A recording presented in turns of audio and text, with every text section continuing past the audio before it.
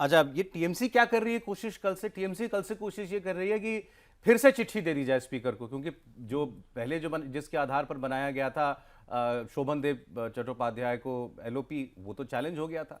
अब वो दोबारा बार बार चिट्ठी पहुंचाना चाह रहे हैं स्पीकर ऑफिस में, उनकी चिट्ठी रिसीव नहीं हो रही है और वो ये क्लेम कर रहे हैं कि भाई आपने हर बार लेटर की बेसिस पर ही जो है नियुक्ति कर दी है। पिछली उन्होंने कई उदाहरण गिनाए हैं, तो इस बार भी आपको ऐसा ही करना चाहिए। अब उन्होंने करा तो वही, लेकिन दूसरे गुट का किया। हाँ, लेकिन उनके केस में अगर देखें तो एक ऑलरेडी आपने लेटर दे रखा है और उस लेटर में फर्जीवाड़ा, तो या तो आप बताएं कि वो लेटर फर्जी था, हमने चैलेंज दे दिया था, चैलेंज उस पर फैसला नहीं है। फर्जीवाड़ा का जो आरोप है, तो अगर दोबारा आप दे रहे हैं तो आप क्या मान रहे हैं?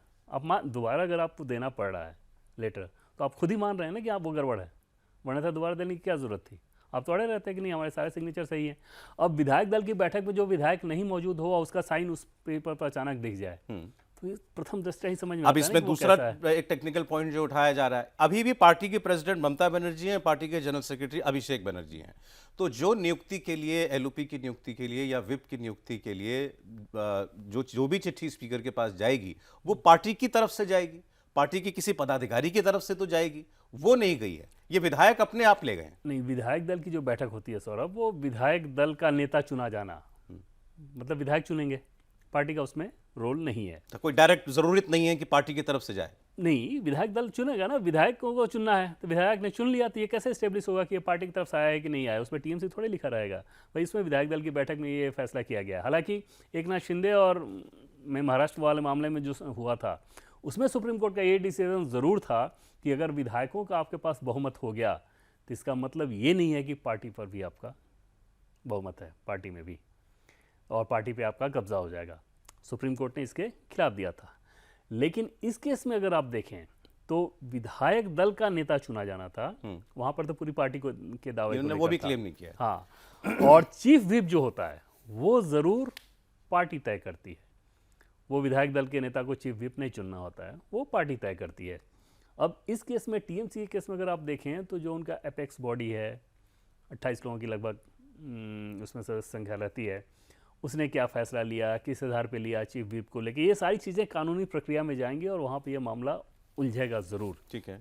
हालांकि चुनाव आयोग ने जब फैसला दिया था एकनाथ शिंदे वाले मामले में सौरभ, तो ये माना था कि जो विधायक सांसद जिसके साथ है हम उसे मानेंगे। आप देखिए क्या परिस्थिति हो गई कि ये विधायक ये कह रहे हैं कि ममता बनर्जी से आग्रह करेंगे कि वो हमारी मुख्य परामर्शदाता बन जाए, चीफ एडवाइजर बन जाए। ममता बनर्जी जिनकी बनाई हुई पार्टी है, उनके लिए ये पार्टी के विधायक ये कहेंगे, तो ये आपको हालात जो है वो बता रहा है। तो अगला लॉजिकल स्टेप यही दिखाई देता है कि अब ये जो बागी विधायक हैं, या अपने 2/3 हैं बल्कि, ये आगे इलेक्शन कमीशन के पास भी जाएं और कहें कि भाई हम ही टीएमसी हैं, तो नाम सिंबल सब हमारा होना। बिल्कुल स्वाभाविक प्रक्रिया यही रहेगी कि टीएमसी हम हैं, और हम क्योंकि ऑलरेडी आप देखें तो अगर ममता बनर्जी की टीम ने उसको, पहले की जितनी टीम थी उसको भंग भी कर दिया है, जैसे आज उन्होंने डागा ला। उन्होंने सारी समितियां, ऑर्गेनाइजेशन सब डिसबैंड कर हाँ, तो अब तो ये बहुत स्वाभाविक सी बात हो जाएगी कि यहाँ पे टीएमसी हम ही हैं। और फिर चुनाव आयोग का वो जो फैसला है, चुनाव आयोग के मामले में जब जाएगा, तो एकनाथ शिंदे वाले केस में जैसे आपने देखा होगा कि विधायकों का बहुमत जिसके पास है, चुनाव आयोग उसे मानता है। तो यहाँ पर सीधे ये दिखेगा कि विधायकों का बहुमत किसके साथ है, जिसके साथ रहेगा चुनाव आयोग उसे मानेगा। और इनकी कोशिश ये होगी कि अब पार्टी पे कब्जा तो स्वाभाविक तौर पर करना ही होगा। और वो अगर इस एक्सटेंट तक, सर आप ऐसे समझिए कि अगर 80 में से 60 विधायक आपके पास आ जाएं फॉर एग्जांपल, तो ये सीधे सीधे दिख रहा है ना कि पार्टी के तंत्र पे आपका कब्जा हो गया, तो फिर पार्टी पे कब्जा करने में कहाँ समस्या है? 2 इंडिविजुअल जरूर हो सकते हैं, ममता बनर्जी, अभिषेक बनर्जी, या उनके साथ कुछ लोग जो इस बात की मुखालफत करें। कानूनी और तकनीकी चीज़ें अलग हो सकती हैं, तो कोर्ट जो भी तय करे, लेकिन सामान्य तौर पे ये नजर आ रहा है कि पार्टी पे आपकी पकड़ लगभग खत्म। भाई उनके तो धरने में लोग नहीं पहुंचे, विधायक एमपी, आज उनके घर में मीटिंग थी, वहां भी चंद ही लोग पहुंचे हैं। 60 लोग तो ये इनमें से कोई नहीं जाता। और एमपी भी इक्का दुक्का ही वहां पर दिखाई दिए। आप प्रोटेस्ट कर रहे हैं, आप सड़क पे आ रहे हैं, उसमें 3 या 4 सांसद आपके पास आ रहे हैं, बैठक बुला रही है, उसमें विधायक गायब हो रहे हैं, बीसी के आसपास। तो उम्मीद करें कि जैसे ये 2/3 विधायक अलग हुए हैं, अब हमें सांसद भी कुछ पब्लिकली करते दिख सकते हैं। अभी तुरंत वो नहीं करेंगे, क्योंकि सांसदों के सामने सबसे बड़ी चिंता एक तो उनके सामने ये है कि उनका चुनाव भी आना है 3 साल बाद। दूसरी चीज़ कि कई सारे सांसद बीजेपी के साथ अगले चुनाव में जाना चाहते हैं। जैसे मान लीजिए कि जिनके इलाके में विधानसभा चुनाव में टीएमसी का सुपड़ा साफ हुआ, उस सांसद को ये समझ में आ रहा है ना कि जनता का मोड कितना आक्रामक है, कितना भयानक है टीएमसी के खिलाफ। तो वो किसी तरह से बीजेपी में अपने लाइन ओपन करने के लिए वो लोग कोशिश कर रहे हैं। बीजेपी उस काम को अभी नहीं कर रही है और बीजेपी को अभी वो करना भी नहीं है। उस मामले में पार्टी में फैसला हो चुका है।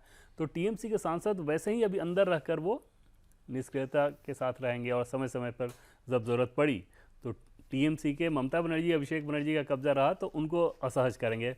अगर रिद्वत बनर्जी वाले इस तरह के गुट का अगर हो गया, सब कुछ उनके हाथ में कमांड आ गया, तो फिर चीज़ें थोड़ी अलग नजर आएंगी। खैर अभी अब देखिए कि ममता बनर्जी का अगला कदम क्या होता है, ये हमें देखना होगा। सीधे अदालती कार्रवाई या फिर जैसे उन्होंने कल धरना दिया, कोई पब्लिक के बीच में जाकर के कुछ नया इस तरीके का कोई जो है वो करती हैं, देखेंगे हम लोग।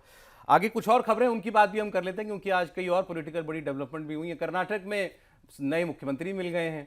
डीके शिव कुमार ने मुख्यमंत्री पद की शपथ ले ली है, बड़े गाजे बाजे के साथ। राहुल गांधी भी थे वहां पर, और जितने कांग्रेस के अपने मुख्यमंत्री हैं उनके अलावा 3 और मुख्यमंत्री, तेलंगाना के, हिमाचल के, वो भी सब वहाँ पर आज जो है, केरल के, वो भी वहाँ पर आए हुए थे आज। लेकिन ऐसा लग रहा था उसमें, जो मुझे पहली नज़र में लगा कि ऐसा नहीं कि जैसे मुख्यमंत्री बदला है केवल, जैसे आज सरकार बनी है और आज मुख्यमंत्री चुनाव जीत करके बना है। वो इतना बड़ा कार्यक्रम किया गया, तो तुम्हें बार बार ये लगता कि सिद्धरामैया जी को ये सब कितना खराब लग रहा होगा कि भाई इन्हें गाजे बाजे के साथ करने की क्या जरूरत है। और सिद्धरामैया से ज़्यादा उनके पीछे के जो वोटर्स हैं उनको कैसा लग रहा होगा